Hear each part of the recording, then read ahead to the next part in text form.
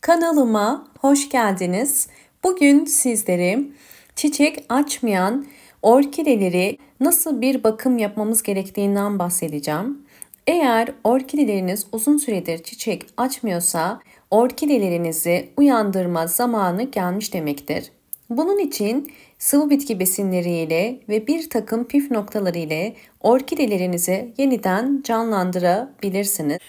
Bugün sizlere özellikle orkidenin kök, yaprak ve çiçek çıkarımında büyük destek sağlayan havuçtan bahsetmek istiyorum. Havuç özellikle içerisinde bulundurduğu güçlü antioksidan, potasyum ve C vitaminleri sayesinde bitkinin hızlı bir şekilde büyümesine ve bitkinin canlanmasına yardımcı olur. Havuç içerisinde bulundurduğu vitamin ve mineraller sayesinde oldukça önemli bir besin kaynağıdır. Bu yüzden özellikle orkidelerin çiçek çıkarımını da destekleyecektir. Bitkilerde havuç nasıl kullanılır?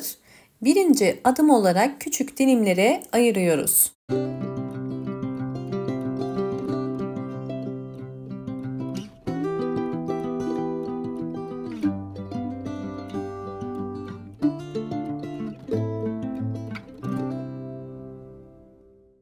Küçük dilimlere doğradığım havucu robotun içerisine koyup püre haline getireceğim.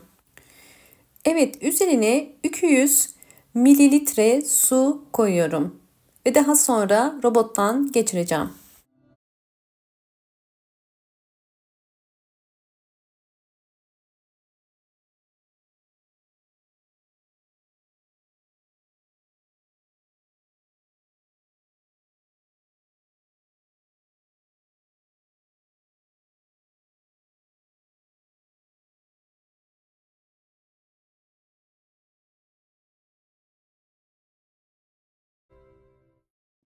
Robottan geçirdiğim havuçlu suyun özellikle posasından ayırmamız gerekiyor. Çünkü posayla birlikte koyarsak orkide köklerine yapışacaktır. Bunu engelliyoruz. Toplamda bakın 200 mililitre havuç suyu koydum ve posasını ayırıyorum. Atmayacağım. Bunu da göstereceğim size nasıl kullanacağımı. Evet, üzerine 200 mililitre su koyuyorum.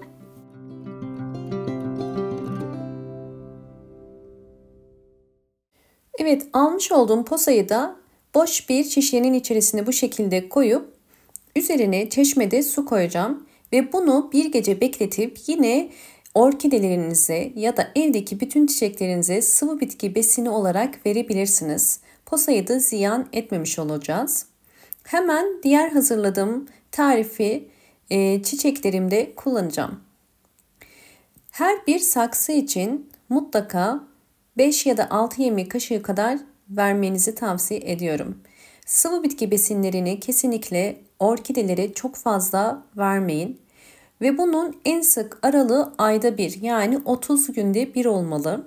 Her bir meyve ya da sebze içerisinde farklı mineraller ve farklı vitaminler vardır. Bu yüzden dönüşümlü olarak her bir meyvenin özellikle vitaminlerinden ve minerallerinden yararlanabilmek için dönüşümlü olarak veriyoruz. Yine diğer bütün orkidelere de aynı şekilde 5 ya da 6 yemek kaşığı kadar vereceğim ve daha sonra sizlere zaman içerisindeki, aylar içerisindeki gelişimlerini de paylaşacağım.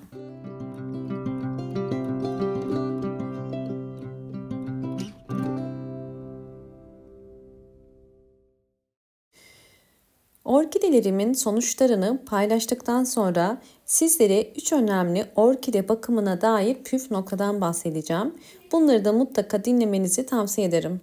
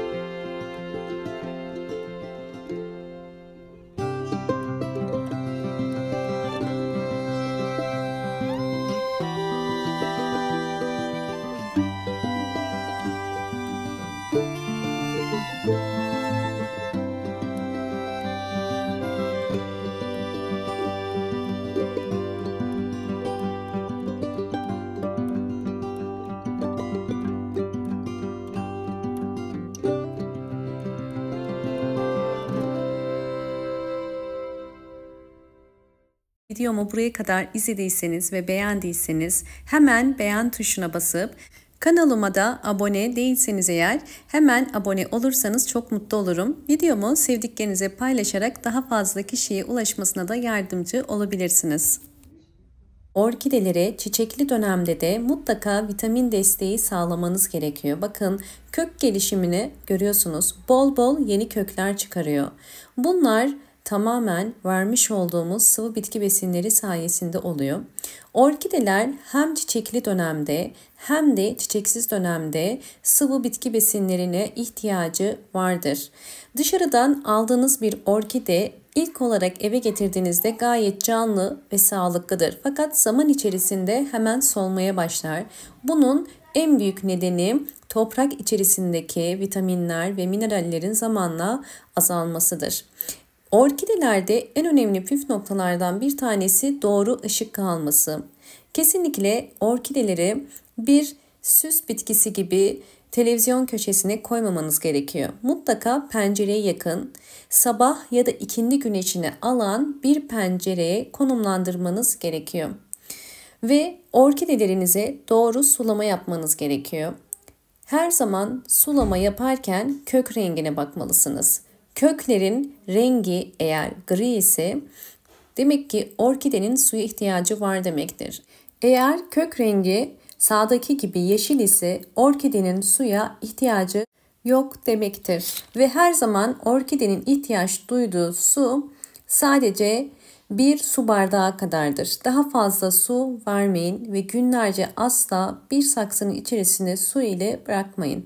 Son önemli püf nokta orkidelerde ikinci saksı kullanımı. Orkidelerin nem dengesini sağlamak için mutlaka ikinci saksı kullanmalısınız.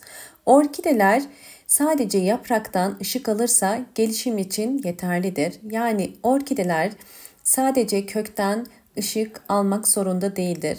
Orkide tesislerine bakarsanız orkideler sadece yapraktan ışık alır ve böylelikle orkideniz ikinci saksı ile çok fazla nem kaybetmeden kök gelişimi daha hızlı olur ve çiçek çıkarımı da kolay olur. Umarım bu anlattığım bütün püf noktalar sizler için faydalı olmuştur. Videomu izlediğiniz için teşekkür ederim. Hoşça kalın.